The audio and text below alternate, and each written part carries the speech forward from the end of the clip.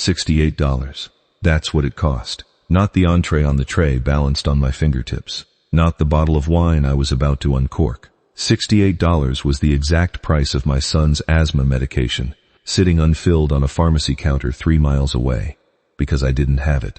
I was carrying plates for a table I wasn't supposed to be listening to. A woman worth more money than I'd see in 10 lifetimes was about to sign away her company to a man who was lying to her face, through the one person she trusted to translate the truth. I had 2 choices: keep my head down, finish my shift, go home to an empty fridge and a sleeping 7-year-old, or open my mouth, torch my job in front of a room full of people who could end my career with one phone call, and tell a stranger that everyone at her table was betraying her. I'd like to say I thought it through. I didn't. What happened next changed both our lives, and it started with 4 words I whispered to a billionaire I'd never met. My name is Marcus Cole. 2 years ago, I was a supply chain coordinator at a mid-size freight company in Charlotte.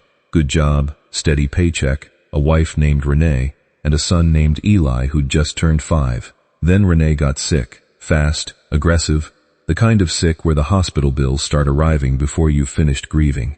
She passed 11 months later. I buried my wife and inherited $340,000 in medical debt in the same year. I sold the house.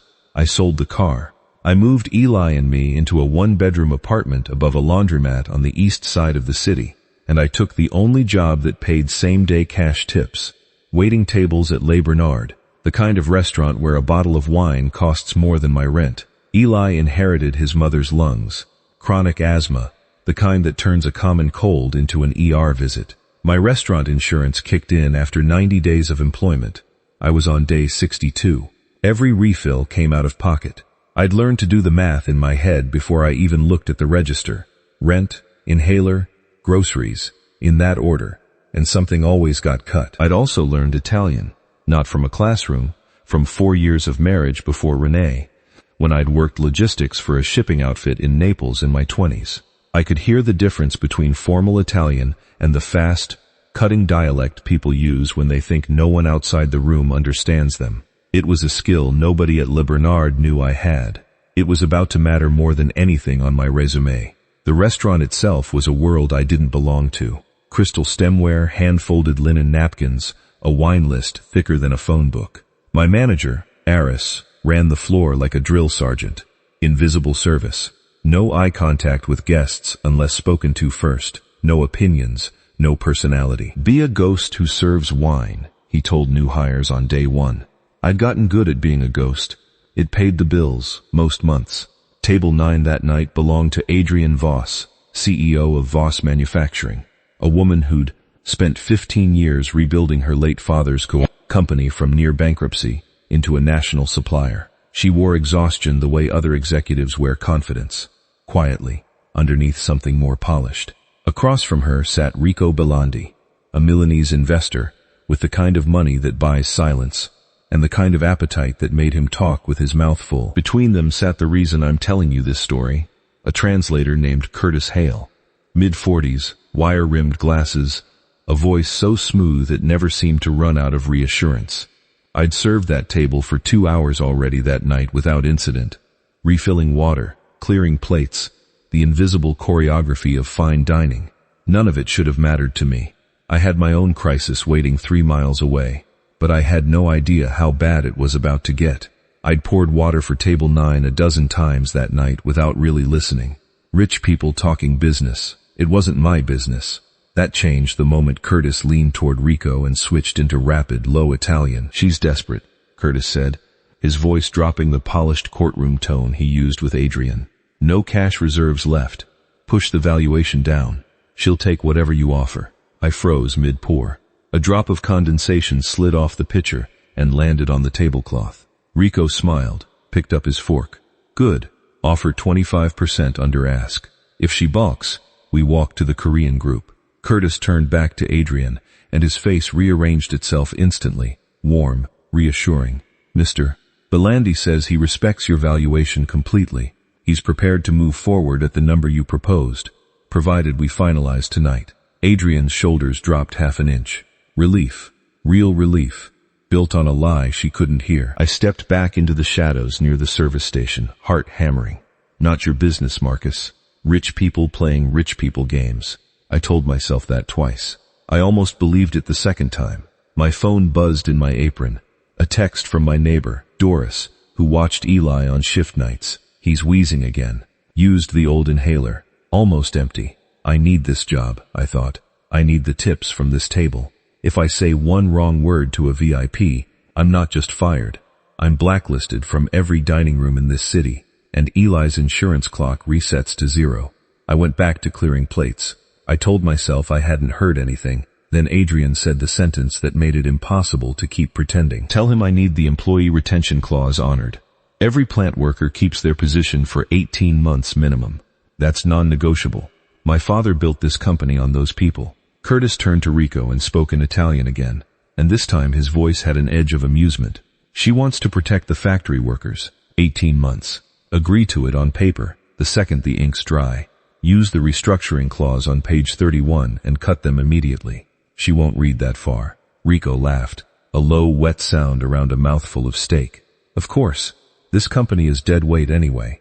We strip the equipment, sell the real estate, dump the rest. I stood there holding a wine bottle I was supposed to be decanting, and the cork nearly slipped from my hand. That's not a business deal. That's a slaughter. And Adrian was about to sign the knife over herself. That night I made a decision that would change everything. I want to be honest about what almost stopped me. Fear. Not noble hesitation, fear. I stood near the wine cooler, doing the same math I'd done every night since Renee died. If I said something and got fired, there was no version of next month that worked.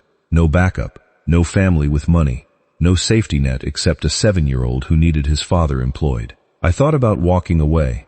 I told myself it wasn't my fight. Adrian Voss had lawyers. She had a board. She had people paid to protect her. I had $40 in my checking account and a kid with an empty inhaler 3 miles away. I thought about the plant workers Curtis had just sentenced to unemployment without them knowing it. Somewhere, a guy just like me was about to lose his job over a mistranslated sentence, and he wouldn't even know why. I pulled out my phone again in the dark of the service hallway.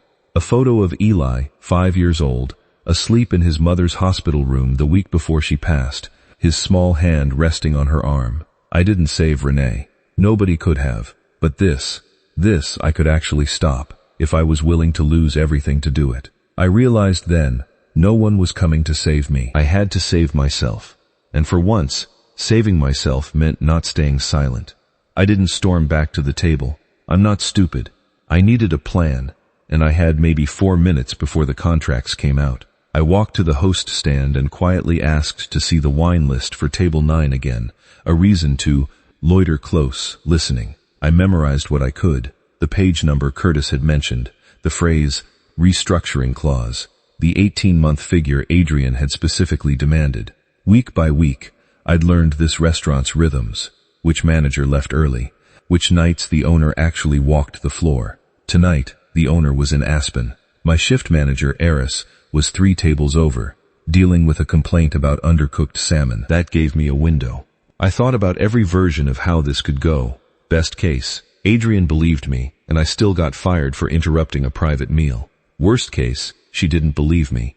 Eris fired me on the spot, and I was escorted out in front of the entire dining room with nothing to show for it. I decided I didn't care about the best case.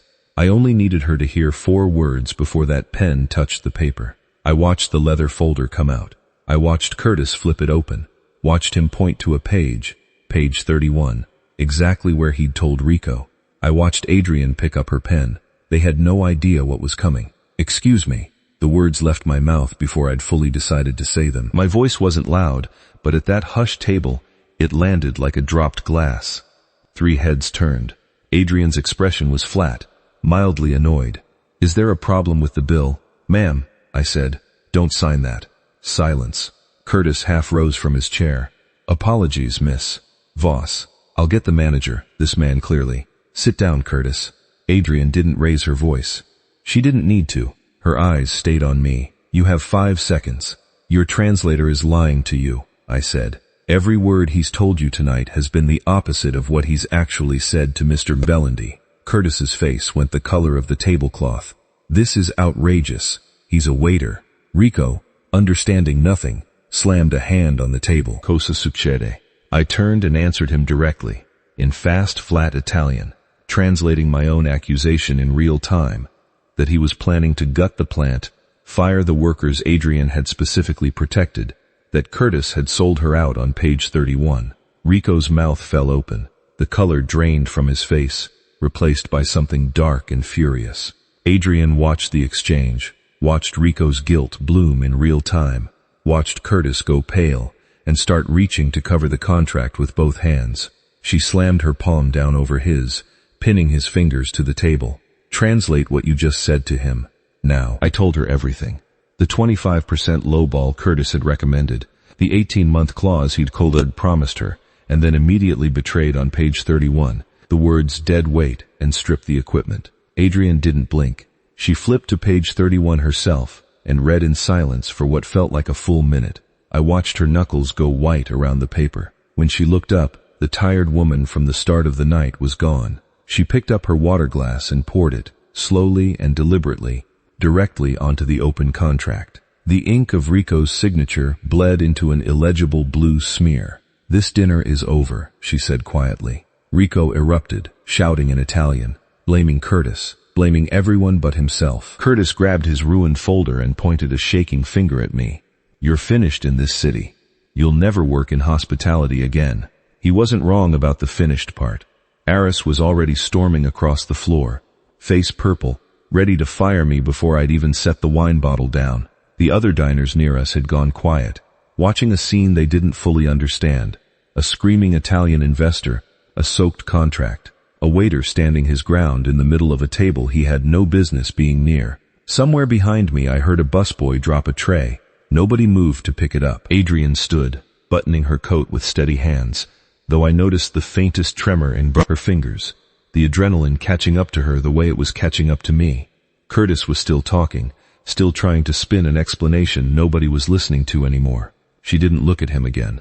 She looked at me instead, like she was recalculating something and coming up with a very different answer than she'd straight. The other started the night with, "Your translator is lying to you." 4 words. That's all it took to end a $40 million deal, built on a betrayal nobody else in that room could hear, and to end my shift at Le Bernard for good. Aris fired me before dessert plates were cleared. I was walking toward the back exit with my apron still on, when Adrian caught up to me in the parking lot, coat pulled tight against the cold. "What's your name?" she asked. "Marcus Cole." "Well, Marcus Cole, you just saved me $40 million and roughly 600 jobs, and you just lost yours." She held out a card. "Call that number tomorrow at 9. I'm hiring you." I almost didn't take it. Billionaires don't usually rescue fired waiters out of gratitude. They extract value and move on. But I called, because I had nothing left to lose, and a son who needed an inhaler that night. I've worked for Adrian Voss for 8 months now. My title is Director of Vendor Relations, which is corporate language for what I actually do. I sit in rooms where people think no one understands them, and I listen. Eli's insurance activated the same day I signed my contract. No waiting period. Her handwriting on the waiver. Some nights I still catch myself doing the old math out of habit. Rent, medication, groceries, what gets cut this month. Then I remember there's nothing left to cut, and it still feels strange.